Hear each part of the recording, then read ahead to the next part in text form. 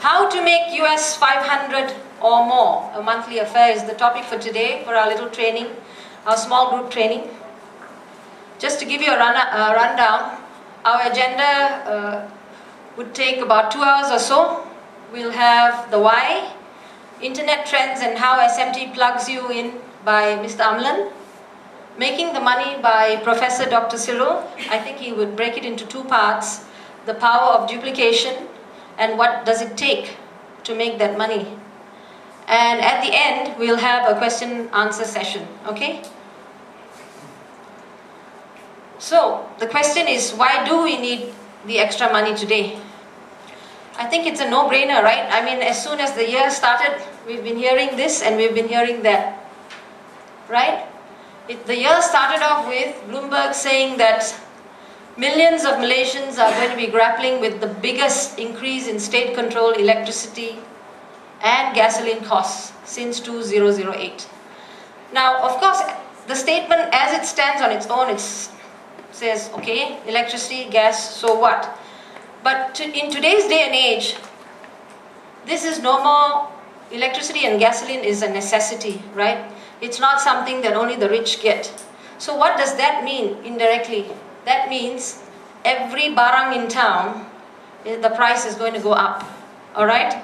So, we've all were told that our economy forecasts very good. We had a lot of money in our coffers, right? And that was what we were made to believe.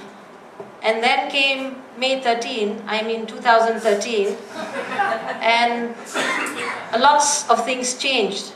And what happened after that? Reality hit. September 2013, we heard that there was going to be a price increase in petrol, followed by sugar.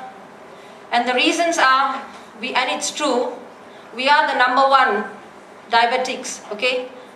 #1 in Asia and heading very fast into the world as being the #1 nation with the most number of diabetics.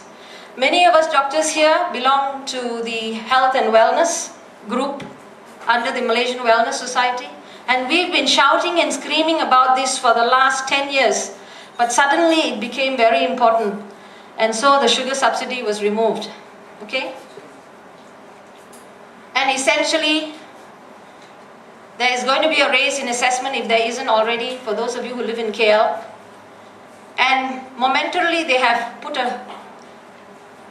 a cancellation on the toll hike, okay?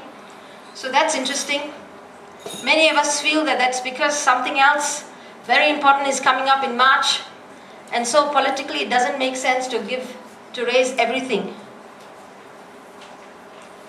For all the young ones, you're most welcome to sit in front and... Okay. So with all this, we probably need some way to get some extra cash, okay?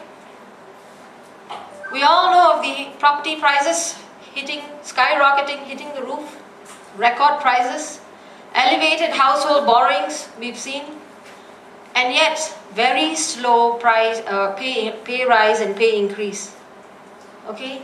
And that means faster inflation rate.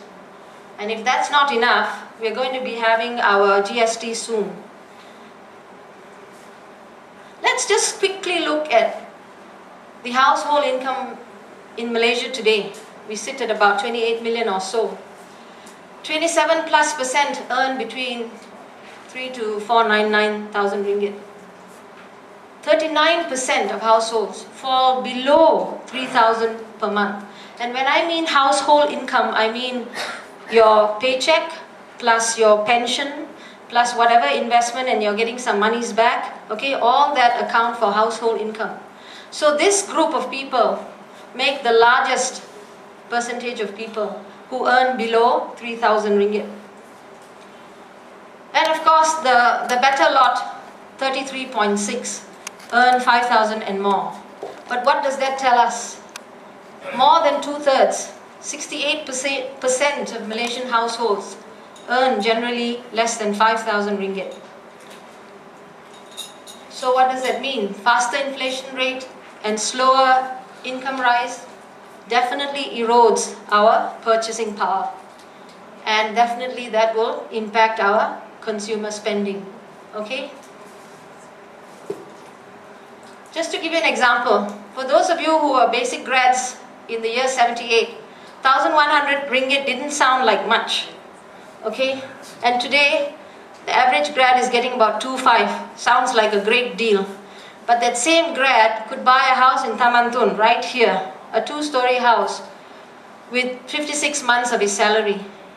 I can't even compare apple with apple, because you can't even think of getting a house for less than $1 million or $1.5 million in Taman Tun these days. So we have to move away to Nilai, and yet the house costs about 350,000 for 2 stories. There are a lot of people from Saramban here. Am I right? Or am I right? Okay. So let's look at apple and apple then. Look at Honda Civic, earning 1,100 with a $13,000 ringgit salary, with 12 months of pay, salary cut, you can get your car. Today, that same Honda, okay, 52 months of salary is required to buy a Honda today. Okay, let's come home and say, forget about all that. Let's talk about bread butter issues. Nasi ayam and a drink, 2 ringgit in those days. And today, nasi ayam and a drink, about 8 bucks, even in a regular mama store, right? So, everything has become more expensive. Cost of living is escalating, and definitely our purchasing power is much reducing. To give you a quick roundup of that, this is done by the Swiss bank UBS AG. That's why you have big names like Zurich. Now they have hourly pay, which is 106 US dollars, which is the largest in the world. And they did a survey of over 70 countries, and Malaysia is just over the half line here. Okay, just let's look at Sydney. Many of you have been traveling to Australia. Okay, when we go visit Australia, we find it very expensive, isn't it? That's because we're sitting there and converting, right? We buy a bowl of noodles in Australia, it'll cost maybe 5-6 Australian dollars, and say, wow, 18 ringgit, that's so expensive. But guess what? Their purchasing power is much more than you and I, okay? For that same dollar that they have, they can stretch it. And they can do it. The time required for them to get that amount of money is so much less. To give you an example, look at Kuala Lumpur. For you to be able to eat a Big Mac, for those who are non-vegetarians here, it'll take you 41 minutes of hard labor and work to be able to afford that Big Mac, okay? Whereas the guy in Sydney needs only work 14 minutes of his time to be able to afford that Big Mac. Okay, so this is just to give you an idea of what I mean by the purchasing power that we have.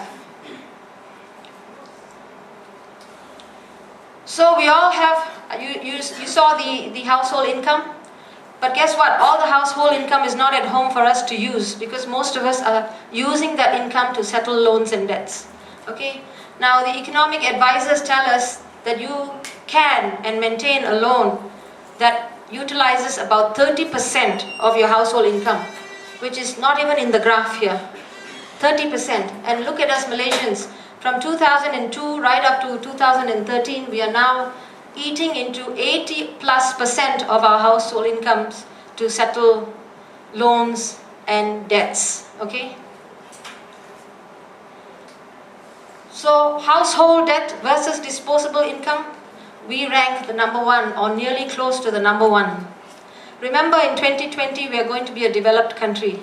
Okay, that is our goal. A very wonderful goal. We all need goals and dreams to achieve something somewhere in life. But look at who's close behind, okay? All these people are developed nations. The Malaysia's household debt to disposable income is 140% and is among the highest in the world. And the big percentage comes from house loans. I don't know why, but most Malaysians love houses. We buy one house and then we live in it, and then we buy another house and then we say that's for investment, and then we pay a bank loan of about 6.5% inclusive of BLR, and then we say we are getting rental of, and we are paying a loan, settling with the bank for maybe 2.25, but then we are smiling and saying, but I'm getting rental for 1.5. So I don't understand the logic, but that's how we work, okay? So that's the largest portion of monies. Besides that, cars is another thing. We all have cars, not one, not two, because our public transport is not in place yet. We hope it would be soon, and many of you got delayed because of that, of the MRT works. Okay, and etc., etc., inclusive of credit cards. You have a credit card, you abuse the credit card, you get another credit card to settle the first credit card, and that cycle just goes on. Okay? So, essentially it is night, just do it, isn't it? But what I'm here to say is, yes, it's night, and we will do it. Okay? Because we have SMT, boleh. Okay, I hope this has woken you up, because these are real facts taken from anywhere and everywhere that we could get our hands on. And this is the real reason why you're here today. Okay? Many of you are here, or I should say every one of us is here to make money. Am I right? Now whether it is to make money for yourself or to help others make money, that's up to you. But you're here to make the money.